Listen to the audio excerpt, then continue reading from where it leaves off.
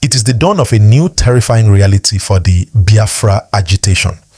If you are waking up today, you are waking up to a southeast that is holding its breath. The headline you saw is not a rumor. It is the cold, hard truth. Nnamdi Kanu is in Sokoto jail. We are broadcasting this special deep dive analysis today, Sunday, November 23rd, 2025. We are looking at the aftermath of a week that has changed Nigeria's history forever. On Thursday, Kanu got life imprisonment. On Friday, he was secretly moved to Sokoto.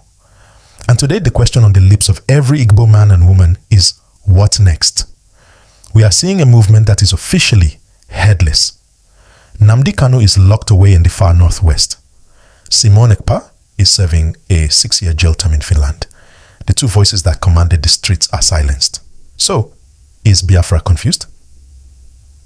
Or are we about to see the movement mutate into something even more dangerous? Will they crumble or will they thrive underground?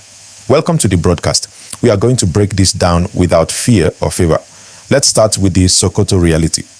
Why is this specific location causing so much panic in the IPOB camp? We need to look at the map. Sokoto is over 1,000 kilometers from Umuahia. But distance is not the only problem.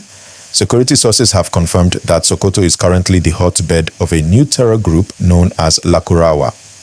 This group emerged late this year, terrorizing communities in Sokoto and Kebbi. By moving Kanu there, the federal government has effectively placed him in the lion's den.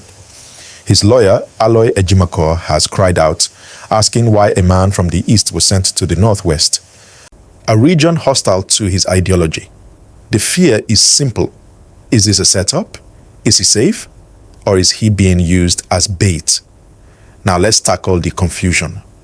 Right now, the IPOB structure is in chaos. For years, the movement had two centers of power. The Directorate of State, DOS, led by Chika edoziem, and the autopilot faction led by Simon Ekpa. As of today, both centers are neutralized. The DOS is trying to maintain a peaceful stance. They released a statement rejecting the judgment and calling for a UN referendum. But let's be honest, do the boys in the bush listen to press releases? The autopilot faction, which was loyal to Ekpa, is now leaderless.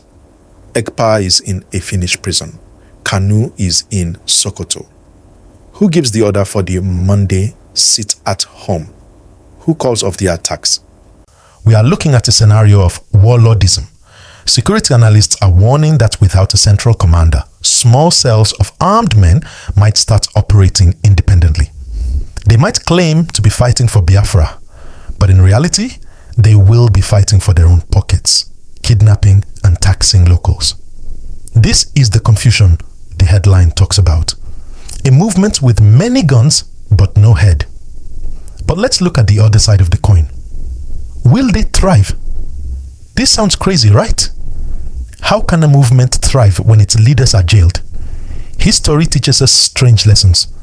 When you jail a leader, you create a martyr. Nnamdi Kanu in Sokoto is a more powerful symbol than Nnamdi Kanu in a luxury apartment in London.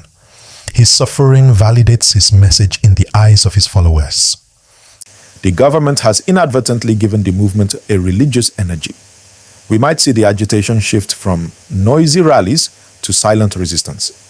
We might see the intellectual wing of the struggle, the writers, the lawyers, the diaspora take over from the street agitators.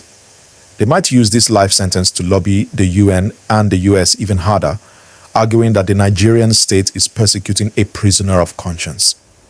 Remember, the ANC in South Africa didn't die when Mandela went to Robben Island. It evolved, it became global. Is IPOB about to enter its global phase?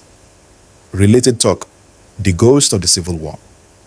I want to engage you on this. We need to talk about the psychology of the Southeast right now. There is a feeling of déjà vu. The older generation remembers 1967. They remember when the leader, Ojukwu, was gone and the people were left to face the federal might.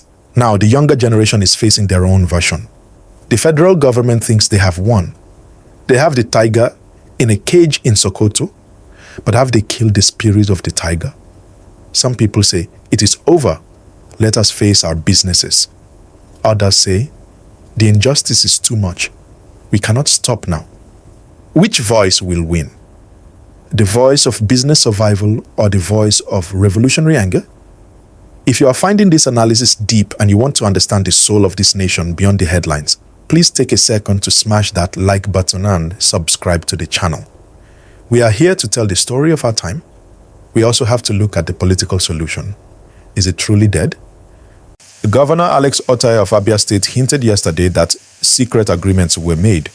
He seems to believe that this life sentence is just a legal formality to clear the way for a pardon. But can Tinubu pardon a man who is sitting in a maximum security prison in Sokoto surrounded by terrorists? It seems the hardliners in the military have won the argument against the peacemakers in the cabinet. The next few weeks will be critical. We will see if the sit at home continues. We will see if new leaders emerge from the shadows.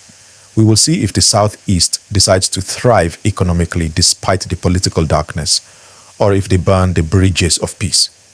One thing is certain, Nnamdi Kanu might be in Sokoto, but his shadow is looming large over the entire nation. What do you think? Is this the end of IPOB or the beginning of a new, more dangerous chapter? Let me know in the comments.